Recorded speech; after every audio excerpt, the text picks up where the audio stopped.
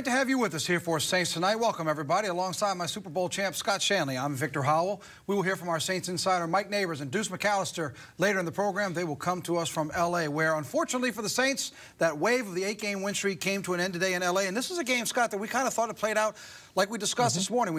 I thought maybe it'd be a little higher scoring than what it was, but these are two teams that have shown themselves to be playoff contenders. And for those who have been doubting the Rams, look, that with this win today, they guaranteed their first non-losing season in about a decade. And if they win one more game, it's going to be their first winning season since 2003. Yeah, I think this isn't going to make Saints fans feel better, but I think today's game was more about the L.A. Rams. I was so impressed with their defense, especially. I think Wade Phillips, what he's done with that defense, we spotlighted a lot of these great players. Their defensive line gave the Saints offensive line some trouble. Their linebackers are good players, and they were playing tight man-to-man coverage. Just did a great job defensively. But for the Saints, you go on the road. It's tough to go on the road in this league and get wins, especially when you're playing a good team like the Rams at home. You just got to dust yourself off and knowing that there's a lot of football left to be played. A lot that you can control, and winning the division becomes a focus. And for those who want to hear some of the glass half full angle early in this program, let's say it. If you were going to lose, it's better to lose this one, non-NFC South, than say a week from today when you're playing the Carolina Panthers. That makes a huge difference. Absolutely. When you start looking at it, we talked about this three-game stretch. The Rams, you got the Panthers, then you go to the Falcons on a short week. We said these three games, if you can come out with 2 wins, it'd be huge. Obviously, the bigger wins would be Carolina at home and then playing Atlanta on the road. Those are huge wins if you can get them. It's going to be tough. Carolina keeps hanging around. They might be the worst 8-3 team that I've seen. They just find a way to win. They keep winning games. Special teams and defense is helping them. Big game at home this week in the Dome. You got to get the crowd into it, get after these guys, and get a win before you head back on the road against Atlanta. We are going to get your reaction from L.A., but first let's take it to the Coliseum and show you the highlights of how this one played out this afternoon and what was the national game for the CBS broadcast as they flexed it because of the attention these two teams were drawing.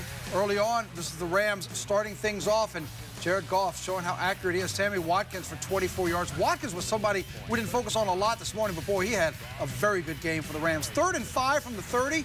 Todd Gurley, that's good for 11 yards. They're inside the 20, another first down. It's 1st and goal now from the 5. And Goff is going to wrap up this drive by hitting Watkins again on the quick inside move. 7 plays, 59 yards, and just like that, it's the Rams with a 7-0 lead. Saints get the ball, 2nd and 4 from the Rams 45. This is one of the ones that we talked about this morning when we talked about that Rams defense. Aaron Donald, there he is, getting into the backfield. It's a loss of 6 yards on the play. It's now 3rd and 10 from the Saints 49, and the other player we talked about, Robert Quinn, loss of 7 yards. It's a loose ball. Ron Armstead would jump on it for the Saints, but they would be forced to punt. Rams get the ball back, 1st and 10 now at the 43 of the Saints. Goff. This time it's Cam Jordan making the highlight. He gets past his blocker, and Goff can't spin away. It's a sack for Jordan and a loss of 10. Now the Rams have it 4th and 1. They're going to go for it. Saints 34. Goff up top to Josh Reynolds. Incomplete, but you see the yellow slate at the bottom of your screen. Flag. Holding on Kenny Vaccaro. Let's take a look and see where the hold comes. It's quick, but they throw the flag on it, and it keeps the drive alive. Now, eventually it does stall. The Rams, 4th and 13, kick the 50-yard field goal from Greg Zuerlein. It's 10-0. Rams wound up being an 11-play drive that took 5.5 minutes. The Saints respond very quickly because Alvin Kamara does this. The longest play was 54 yards by Mark Ingram. This one goes for 74. The Saints had 100 yards in the first quarter. 74 come on that touchdown run right there. The Rams had the ball for more than 11 minutes in the first quarter, but that touchdown makes it a 3-point game heading to the second. And we pick it up with the Rams having the ball, 2nd and 11 from their own 40. Goff, one of the other players we talked about this morning, Cooper Kupp. And what happened here with Kenny Vaccaro, there's 2 issues, Scott. 1, the stop. We may have a reason for that. But 2, not getting after it after he stopped. No, I think that's the bigger issue. He definitely got lost with the sun, didn't see the ball coming, thought the play was over. But you got to hustle. You got to help your buddy there, make a tackle, push him out of bounds. Don't give up on the play. Yeah, lost the ball in the air, but then just never went back after. Winds up being a 43-yard completion. Then 2nd and goal at the 7. Goff to Josh Reynolds. It's an 8-play, 86-yard drive that the Rams cap with a touchdown, and it's 17-7, a very impressive drive for the Rams. Saints get the ball 3rd and 2 from their own 33. Breeze quickly to Michael Thomas across the middle of the field. 13 yards and a first down. They now advance it to their own 46 and a first down. And Breeze to Kamara. You see him just running out of the backfield, gets it to him, and Kamara does the rest. Turns it up, breaks a tackle, breaks another tackle. 21 yards when it's all said and done. Great run by Kamara, and the Saints are in business. Eventually, the drive stalls, and it leads to a 4th and 8 from the 31. So here comes Will Lutz from 50. And it's true, right down the pipe with room to spare. 8 plays, 44 yards, and that 50-yard field goal makes it 17-10 Rams. 3rd and 4 from their own 24. Goff to Sammy Watkins. And you see the red line where they're trying to get for a field goal, and they're close. 2nd and 10 from the Saints' 45. They're almost right on it. But Cam Jordan with his 2nd sack. And that's a huge sack by Jordan, knocking the Rams out of it. They quickly make one more play and settle for a 4th and 10 from the 45. And here's Greg Zuerlein from 63. It's short. Ted Ginn Jr. is going to have an opportunity to run it back. He's going to give it a shot, but eventually it's knocked out of bounds. The Rams had the ball for 18 minutes and 35 seconds in the first half. They ran 39 plays to the Saints' 21, but New Orleans is only down 7 on the road at the break. Let's go to the 3rd quarter. You thought the 21 plays was bad in the half. Saints barely had the ball in this quarter. Rams have it 1st and 10 from their own 25. Sammy Watkins, deep, incomplete, but you saw at the top of the screen, here comes a flag. Pass interference on P.J. Williams. Scott, was he just out of position here? I think, yeah, he just panicked. Actually, the ball was kind of, it wasn't a great thrown ball. You should have not panicked at the end there, but sometimes when you're trying to go up for the ball, there's bodies at contact, but that wrap around the neck right there, you're going to get called for pass interference every time. Just go up and try to high point the ball. And it also, like the ball went over Watkins. Yeah. He could have been in a position to intercept it, but it's pass interference, keeps the drive going, and eventually Zuerlein's back on the field.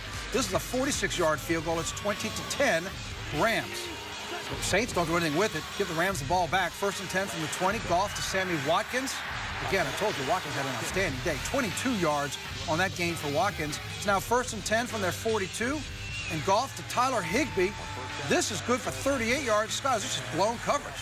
Yeah, blown coverage. Somebody, you have to match up the guy. He went through the zone, ran a wheel route up the sideline, and then you just got to make this tackle here and save all the yards you can. Yeah, he eventually fights down to the 20-yard line. It would eventually lead to the beginning of the 4th quarter and another field goal by Zuerlein.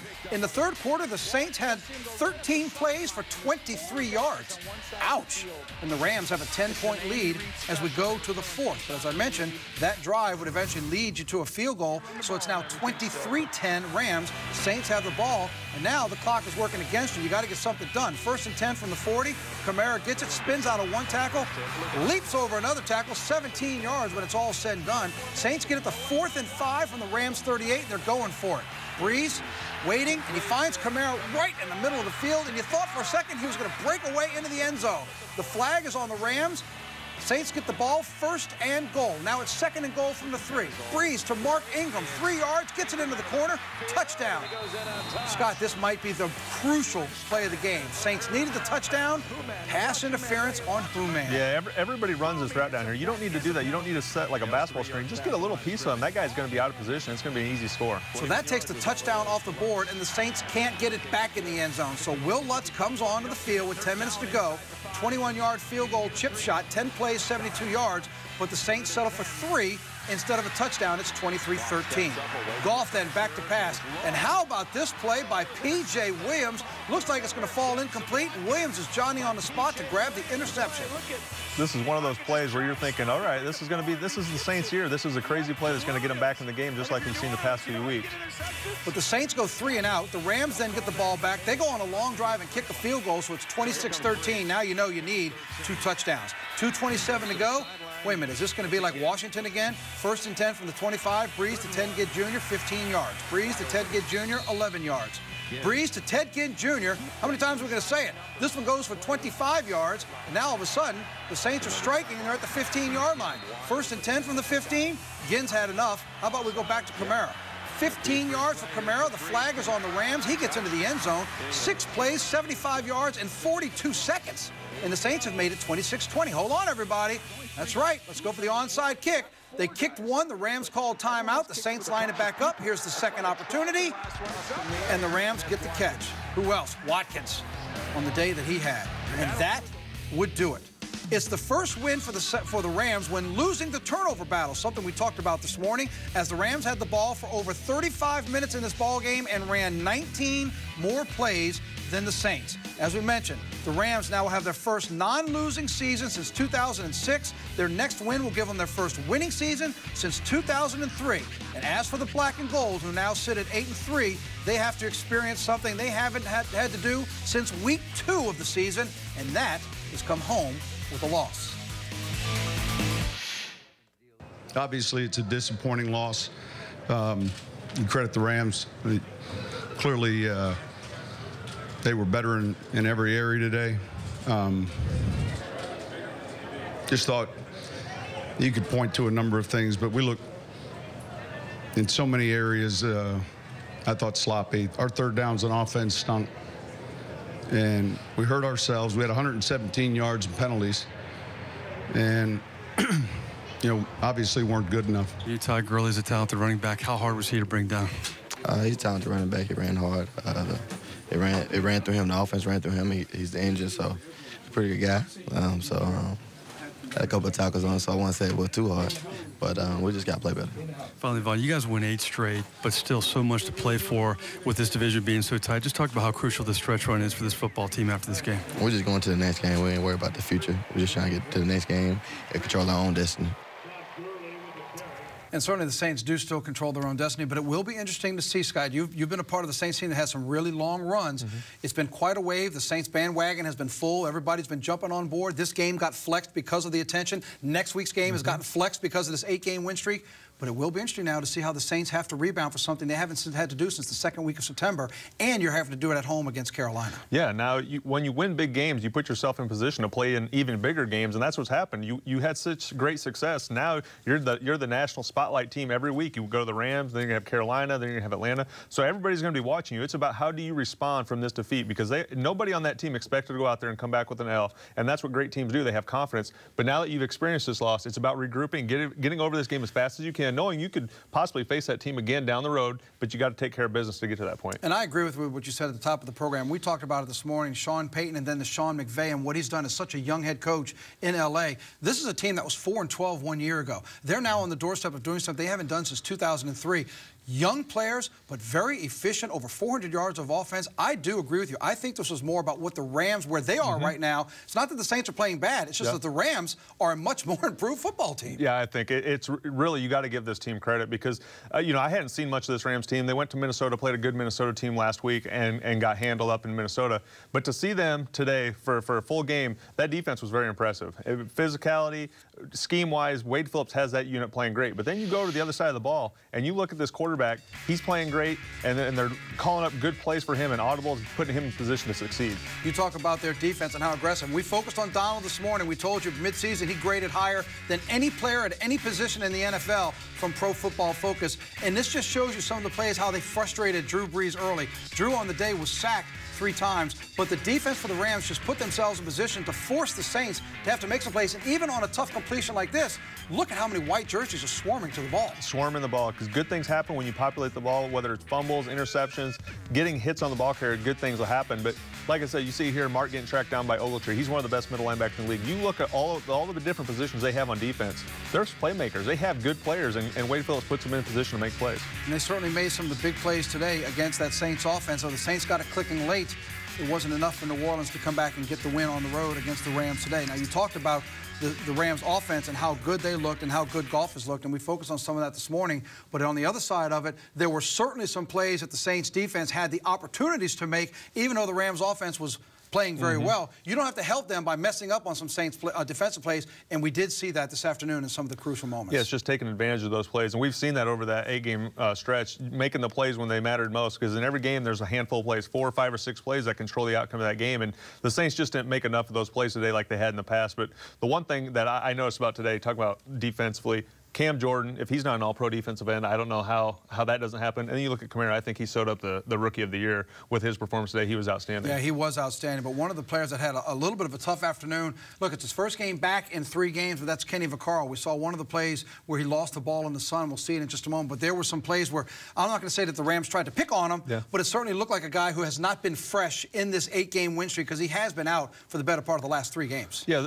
Kenny's a good player, and he's very versatile. He does a lot of different things in this defense. defense, but there's no doubt he's been banged up. He's missed some games, and I know when you miss 1, 2, 3 weeks of playing, it is tough. There's a lot of rust you have to get knocked off, and a lot of it just comes down to game speed, game timing, getting used to that environment, because you can't replicate it in practice. When you go into the game, it's a different speed, different atmosphere. Well, we saw the one holding call there. Then you saw that play when he lost the ball in the sun and didn't get after it. And then here's just a missed opportunity for a tackle. But again, it's just a little short play, but you miss a tackle, and they're going to get 5 or 6 extra yards. And then here you've got the Rams tied up deep. In fact, Goff is 5, 6 yards back in his end zone, throws over the middle, and then this is just one we just whoop, and it slides right on by. Missed opportunity, first down for the Rams coming from their own end zone. Yeah, that was a big one. Anytime you got somebody backed up, and you got them behind the chains, and you don't get off the field in that situation because of a missed tackle, and right there, there's going to be missed tackles in this league, but it's about population, getting to the ball. He makes him cut back inside. Gurley's a heck of a player, but that's where you need everyone else hustling the ball.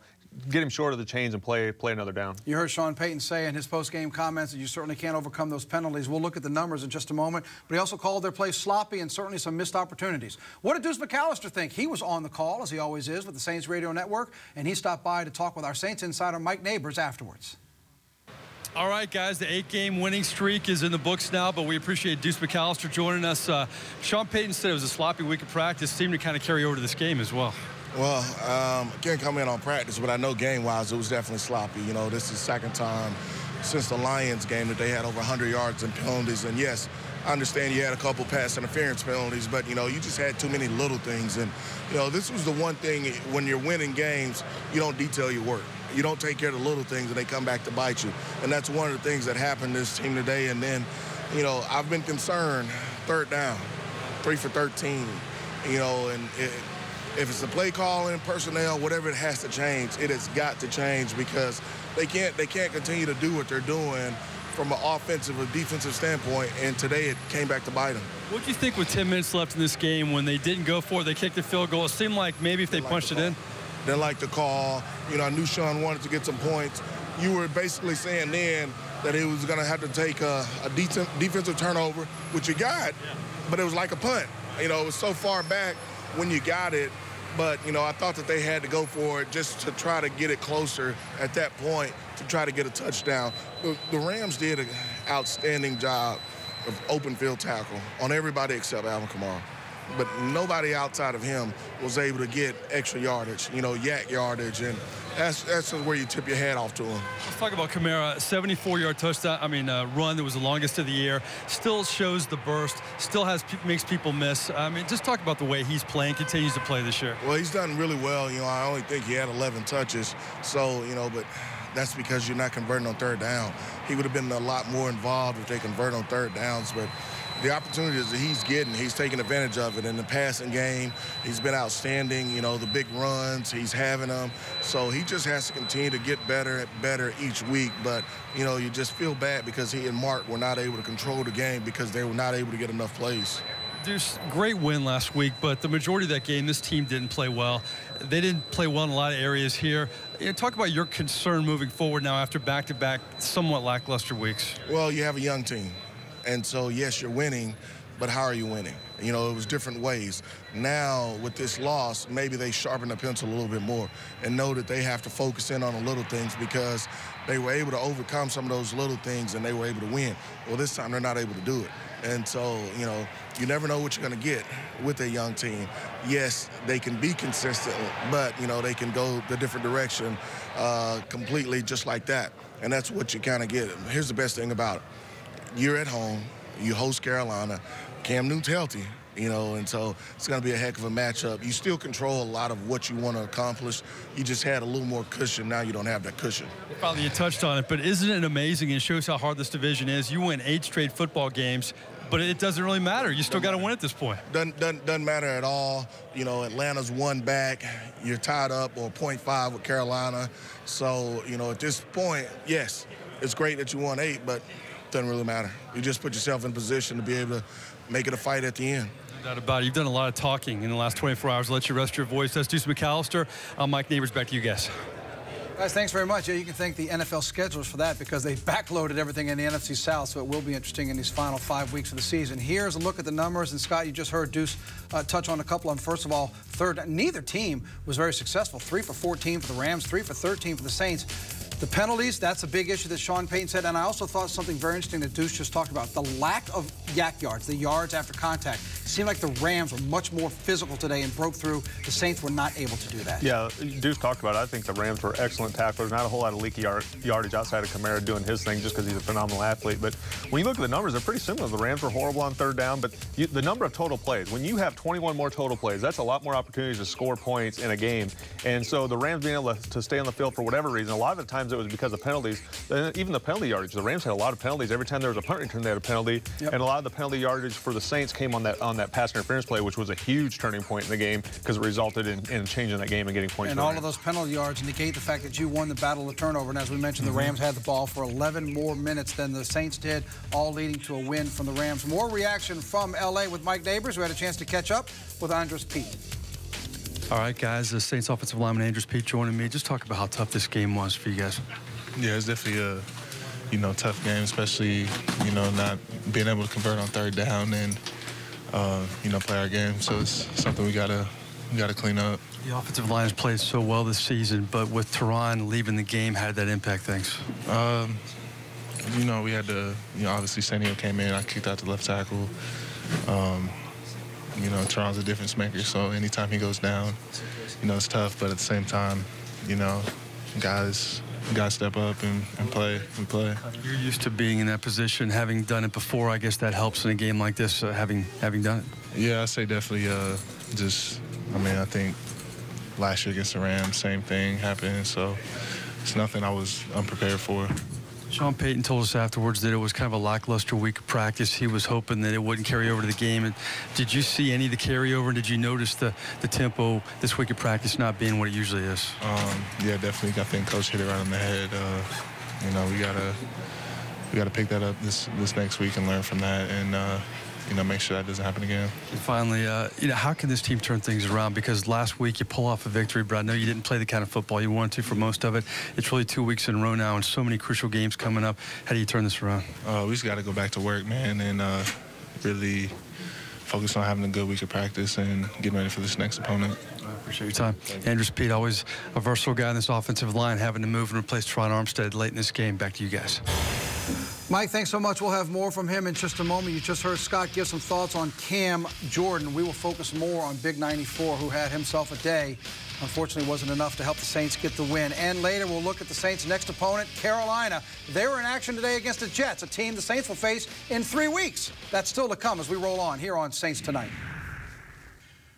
Saints lose a tough one. They see the 8-game win streak come to an end today out at the Coliseum in L.A., losing to the Rams, but they come back home 8-3. They'll get set for the Carolina Panthers next Sunday afternoon. We'll talk more about that a little later in the program. We just focused on some of the defensive woes that the Saints had today, but one of the guys, once again, who was a standout, Cam Jordan. You quickly gave some thoughts as we look at the highlights, but let's talk more about him. Today, he had 4 tackles, 2 sacks. That brings his sack total up to 10 on the season. And you were saying after you saw him today, if he doesn't get a certain amount of level accolades, you don't know what kind of player deserves them. No, and the thing about Cam is he's done this for the better part of his career. The fact that the Saints are winning is what's helping him get some recognition that he really deserves. And the one thing I'll tell you about Cam that is so great is he is a complete defensive end. He rushes the passer, he gets his sack numbers, but he plays the run as well. And I played with guys who have no business, they don't want any part of stopping the run. They're just like, hey, that's your linebacker's job. I'm going to go get sacks because that's how I get a contract. But Cam Jordan, he's the ultimate pro. He plays the run, he plays the pass. He's as strong as there is for a defensive end. And so I love to see him getting the shine and the props that he deserves. We were trying to see some Cal-on-Cal crime today, trying to get back there to golf there in the backfield. Unfortunately, though, it wasn't enough for Cam and his efforts to help the Saints get the win. But afterwards, he's been so nice all year long. And once again, he spent time talking to Mike Neighbors. All right, guys, Cam Jordan joins me after the Saints lost. Defense, to me, it had some breakdowns, but to me, you really stepped up when you needed to hold some field goals and kept this team in the game. Yeah, at the end of the day, it wasn't enough. I got to step up my efforts even more. Going into this game, I knew, I'd have a mismatch on the tackles. We tried to take advantage of that. I'm highly irritated about this loss. For us to be rolling the way we did, we came in and had some miscommunication errors that I think were clearly the difference. You get 2 sacks, though, double-digit sacks already this season. You've eclipsed last year's total by 2.5. Just talk about how satisfied you are to get that total. That's tough in this league, obviously. Yeah, that's all good and dandy, and I'll relish that after the playoffs, after we make a playoff run, after we win a Super Bowl. at this point, we just took a loss, and I just want to get back to, game planning for this next week. Sean Payton talked about practice this week wasn't the energy level he was hoping for. The last couple weeks, even though you pulled out a win against Washington, do you feel like this team obviously knows it has to step up its play with so many division games down the stretch now? Yeah. Again, this is a team that was, a 7-3 team, or coming to us. We knew they were a good offense. They were, a high-octane offense. But at the end of the day, in my mind, our defense didn't do enough for us to win. I mean, we made a couple plays to get the ball back in the offensive hand, and the game got close. But there's a couple things that we need to clear up to win the game. Finally, you're a West Coast guy. I'm guessing a lot of family was here. That was the bright spot. You got a chance to visit with a lot of family and friends here, huh? Yeah, I mean, coming from Arizona, my dad definitely drove over. When you talk about everything that comes through, going to Cal and having people here, that's all fine and dandy. But at the end of the day, this was a business trip, and it wasn't a successful one. Appreciate your time, Cam. Yeah. All right, Cam Jordan had 7.5 sacks all last season, already has 10 so far in 2017. Back to you guys in the studio. Mike, thanks. We'll be coming right back to you in just a moment because we're going to focus on the player on the other side of the ball. And I'm going to be honest, I'm not sure how many people knew of a guy named Alvin Kamara coming out of Knoxville. The Tennessee Volunteers have struggled, as we know, this season. They got rid of their head coach. But let's just talk a little bit about what Kamara has achieved so far up to this point. Remember that whole Adrian Peterson trial? And people wondered, well, wait a minute, why are we going to get rid of a future Hall of Famer when we got Mark Ingram and then a rookie? This guy, how is he going to fit in? Well, Alvin Kamara today surpassed 1,000 total yards from scrimmage. He scored a touchdown in 5 straight games. That's tied for the longest active streak in the NFL. He's the first Saint rookie with touchdowns in 5 straight games. He's the first since Herschel Walker with 500 rushing and 500 receiving in his first 11 games. And he's the first Saints player to score a touchdown in 5 straight games within a season since Jimmy Graham, and that was in 2011 and included the playoffs. Enough of the accolades. Your thoughts, because number 41 just continues to impress. Yeah, I tell you, you've seen this kid throughout the entire year, and he just continues to get better every week. But you see him on a big stage today do what he did against a really good team, a really good defense.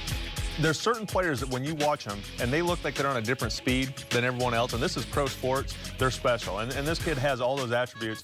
And what he does in this offense, I don't think there's a better offense for him in the National Football League. What he does running the ball in between the tackles is more than I thought he could do at his size and even what he did at Tennessee. What he does out of the backfield, as many ways as you can find to get him the ball in the passing game, he can run all the routes. He's a special player. And we've seen some of the passes there just in those little bit of highlights. And I'm going to ask you from the football angle, does this make sense? It seems like when he gets some of the screen passes, it just is in a different way than, say, Mark Ingram. And I'll give you an example. End of last week's game in overtime. It's a quick dump to the side, and Mark had the momentum already going forward. He goes down the sideline on those 2 big screen plays. But when it seems like Kamara's getting the screen plays, he's either out on the side or in the middle, yet he's still good enough to create a lot differently than what I'm asking. Does that make sense? No, you see what I'm talking about with the different backs? Yes, and athletically, he's very gifted. You see the speed. There's no doubt that he's gifted speed-wise because he runs away from people, and these are world-class athletes he's running away from. But I think the thing that I've been very impressed with, and not all running backs, there's a lot of fast people out there that can't do the things he's doing, is because he's born with instincts. The instincts, the feel he has for the game, he feels defenders before they even get to him, and it's almost the best word to use is slither. He has a good slither to him, and nobody can ever really get a good hit on him. You saw the one play where all the Rams players were trying to tackle him, and yet he got 5, 6, 7 more yards. He just has a great feel and is very nimble. And we've seen how good he is with his balance. He plays by getting that one hand on the ground, by keeping his balance and keeping a play alive. Certainly an outstanding day again today from Alvin Kamara, and he spent time talking to Mike afterwards. Alvin, just talk about the tempo of this game. It seems like during the winning streak, all the games were different, and this one was different as well. I mean, every game has a life of its own. It was different, it is what it is. We lost. We gotta watch the film and see what we got to do better to play a good team next week. The team lost, but you continue to play well. Seems like you and Ty Gurley were trying to top each other out there. He'd have a good run. You'd have a good run. I mean, not really. I mean, like I said, it is what it is. I mean, I want to do whatever I can to help the team win. I mean, it's not really about me. If I had 0 yards and we won, I mean, I wouldn't care. But, I mean, I just try to do what I can to help our team win. Your 74-yard run was the longest from scrimmage for a running back this season. Take me through that play. Great blocking up front. Mike had a great block out on the outside and, just had to sprint to the end zone. Final question. You guys win 8 in a row. You break the winning streak here, but still so much to play for. Even though you win 8, I mean, a lot to play for in the season. Games all matter down the stretch. Oh, yeah. I mean, we still got games to play for. I mean, games to play. You know, that doesn't define our season. One loss. You know, we would have liked to keep going and win that 9 in a row, but it is what it is. We're going to watch the film and make the corrections and do what we got to do next week. I appreciate your time. Alvin Kamara, of course, one of the few bright spots for the Saints here in Los Angeles. Back to you guys. Alvin, you think you've played in big games? Wait till you get to the Dome next week and Carolina rolls into town for an afternoon kick in the NFC South. We'll see what happens then. When we come back, Mike will stand up and talk to Saints quarterback Drew Brees. We'll get his thoughts on what happened today in L.A. and moving ahead. That's next on Saints Tonight.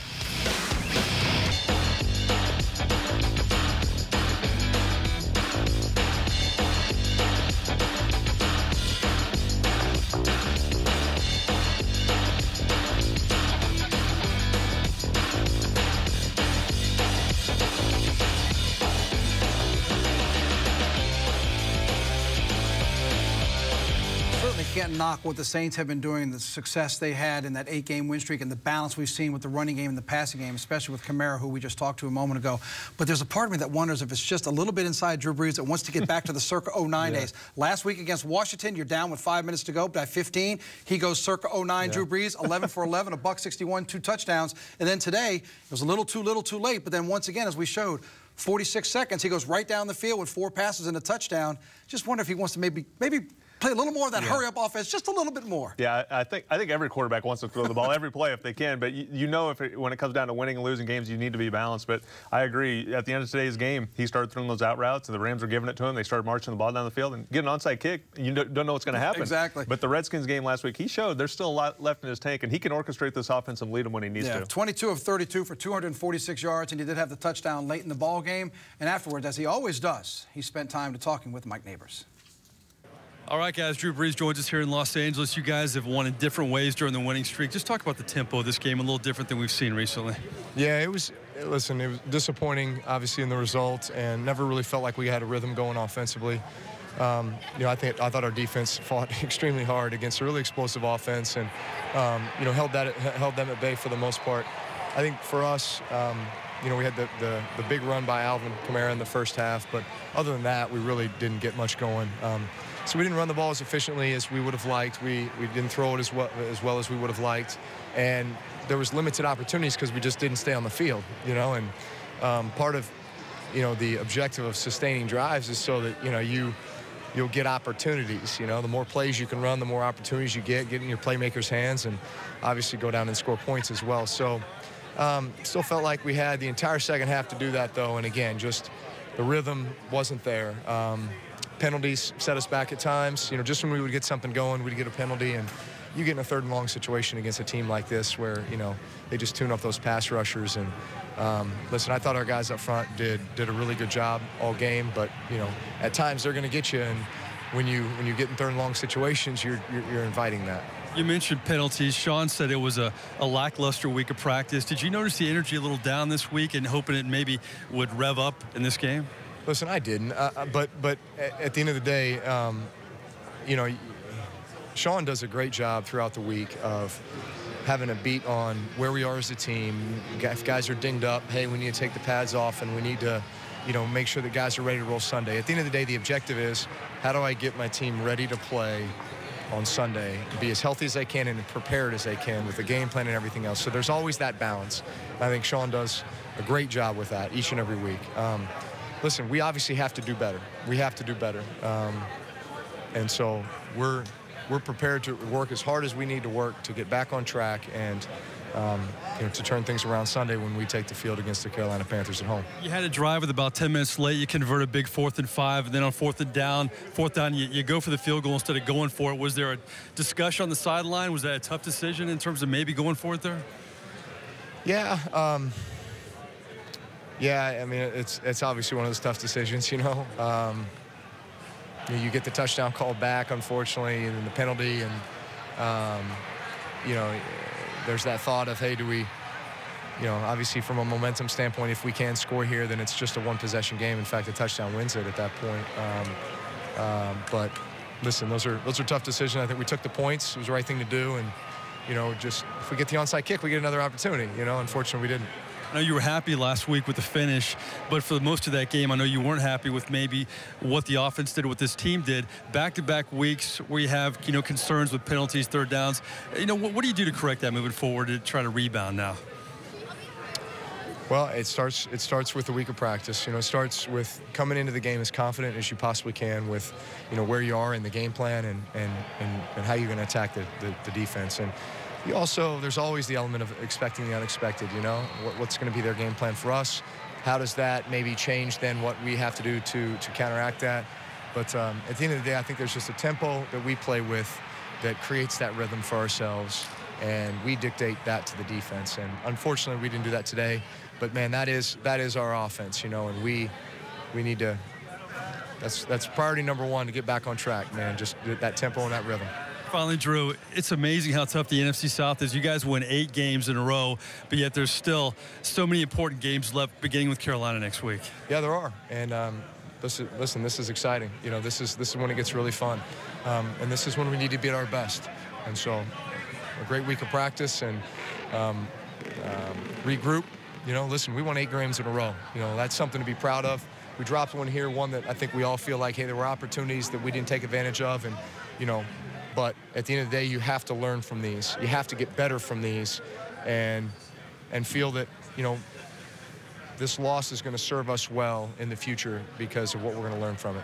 Appreciate your time. Thanks. All right, Drew Brees here in Los Angeles. This team hoping to rebound after a tough loss here against the Rams. Back to you guys. Mike, thanks for all your work out in L.A. today. When we come back, we have highlights from 2 games. That means 4 teams. And all 4 teams you're going to see are the teams remaining on the Saints schedule. Some of them more than once. We'll be back with that. A look at the standings as we wrap things up on Saints Tonight. Buccaneers in Atlanta taking on the Falcons. Second quarter, Mohamed Sanu in the Wildcat botches a little bit of the snap, but then picks it up and throws. Look at this gun. 51 yards to Julio Jones, and it's 10-3 Falcons. Later in the second, Matt Ryan back in his normal position at quarterback, and he throws to Jones. 25 yards here. It's 17-3 Falcons, and they're going to start running away with it. Tampa Bay tries to get back into it. Third quarter, Peyton Barber to the left. Bounces it outside and goes in basically untouched. It's 27-13. But then in the fourth, Tevin Coleman, 14 yards here. Look, you got to go back 4, 5, 6 weeks. Scott's been saying it every week. You wish you played Atlanta early in the year. Here they come. 7-4 the Falcons now as they win it 34-20 over the Bucs. More on them in just a moment. In fact, both teams, because they're still on the schedule, but the Saints' next opponent also resides in the NFC South, the Panthers. They were taking on the Jets this afternoon. Third quarter, Josh McCown to Robbie Anderson. Steps back and unloads it. 54 yards for Anderson. Waltzes into the end zone. Takes a little snoozer. 17-12 Jets. Fourth quarter, it's 2018 Jets, and the Jets have the ball. And then the Jets go all Jets. McCown sacked, loses the ball. Luke Kuechly picks it up. 34 yards on the return. The 2-point conversion is good. Just like that, it's 26-20 Panthers. Later, fourth quarter, Carolina. Punt return, Kalen Clay. 60 yards, bye-bye. 2-point conversion is no good. The Panthers would add a field goal. The Jets would add a touchdown, and that's how it winds up with the Panthers on a 35-27 win. And boy, doesn't it feel good to know that you have a win against the Panthers already in your back pocket. So as it sits tonight, the Saints and Panthers both 8-3 overall. The Saints 2-0 in the division. As you can see, they've played the fewest games in the division. More on that in about 20 seconds. The Panthers 2-1. The one loss, of course, coming to New Orleans at home. Then there's the Falcons, even with the Saints in terms of the games played in division, but they're going to make that up when these two teams face each other. And the Bucs there at 4-7, still looking for their first win when it comes to playing in the NFC South. All right, so that's the standings. Now the all-important stretch run as we get into the month of December. We've been talking about this for weeks. We wanted to see how the Saints would do. First, it was getting to the Green Bay game. Then it was getting out to that bye. You get past Detroit. Then you had that stretch of wins, games you thought they could win, and the Saints did. Then it started to get tough. A week ago, you get the win. Today against the Rams. Now, 4 of the next 5, you'll find yourself in the South. So let's go to the telestrator, and let's focus on where the importance is for the Saints. And I know it starts next week, 3:15 in the Dome against Carolina. Yeah, absolutely. That's a huge game. But as we take a look, we're going to slice and dice this thing up. But when you look at 5 games remaining, the first thing you do is you look at games that you get at home in the Dome. And when you start looking at the schedule, 3 games out of the 5 at home, but then you start breaking this thing up even more. In these next 2 games, this is going to really, I think your goal right now as the Saints is to win the NFC South. That should be your main goal. These 2 games, I think, are going to decide. Obviously, the bigger game between these 2 is the Panthers, because they're right on your heels, and you have the Falcons 2 more times. After that, you break it down. I'm going to draw this line right here and point down to these games. And the reason I think it's important is because December 7th, you play the Falcons on a short week. It's going to be a tough game after a brutal game at home against Carolina. But now you get a 10-day break. You get almost like a mini bye. You get a chance to finish the season strong, get the Jets at home, who, hey, at the start of the season, we all thought the Jets were going to be in the running for 0-16. They've done a good job. They played some good football. Big games remaining, but you almost get that mini bye in there at the end of the season. At worst, I guess if you're the Saints, you want to try to split. You win both games, you're really in control based on what you just showed us. If you can split, then you've got the Jets and the Falcons back-to-back at home, and maybe there's your chance to get momentum, because now you're looking at finishing at Tampa to end the calendar year and end the season. Right now, they're still winless in the South. You may catch the Buccaneers half-packed, ready to hit the golf course for the offseason. So it's really those next 4 games, at least split these next 2. Do you agree? Yeah, I agree. I think these next 2 games are absolutely huge. And if you had to choose, you want to win both of them. But this Carolina game is the biggest game of the year. You have to get this Carolina game. And they just keep hanging around. And they're, I joked earlier, I said they're the worst 8-3 team. They find ugly ways to win. Cam Newton has not played like an MVP like he did 2 years ago to get the wins. But I think between the matchups, I think the Saints match up the best against Carolina. Carolina's secondary does not scare me, and I think Cam Newton has been way too inconsistent. The team that I think could give the Saints trouble in some shootouts is the Atlanta Falcons, because they have good receivers, an elite quarterback, and they're playing good football. You've been looking at them for weeks saying, I wish we played them earlier, I wish we played them earlier. Here they come. But remember, it always feels good to have that win in your back pocket, at least 1 already against Carolina. You can get 2 in your back pocket, it would go a long way. It's going to be a tremendous week next week, and the Dome will be electric. Don't forget, the kickoff has been flexed. It'll be an afternoon kick in the Superdome, but we'll still be here at our regular time, 10:30 next Sunday morning. In fact, our Saints Insider, we're going to invite him here with us, because nobody's going to be down at the Dome with a late kickoff in the afternoon. So the 3 of us will be here to get you ready for the game as part of Saints Game Day. Then next Sunday night, to wrap it all up, Deuce McAllister will join Scott and myself here in the studio. Mike will have all the reaction from the Saints locker room, and Eric Ritchie will go behind enemy lines and get reaction from the Carolina locker room. It doesn't get much bigger than this, but this just kicks off a big 5-week stretch for the Saints, and we look forward to seeing you next week here as we get you ready for the Saints and the Panthers from the Superdome. Tough loss for the Saints out in L.A., but we'll see if they can rebound against the Panthers next week, and we look forward to seeing you then. For Mike Neighbors and Paul Boron out in L.A., Scott Shanley, I'm Victor Howell. Thanks so much for joining us, and good night from all of us at CST.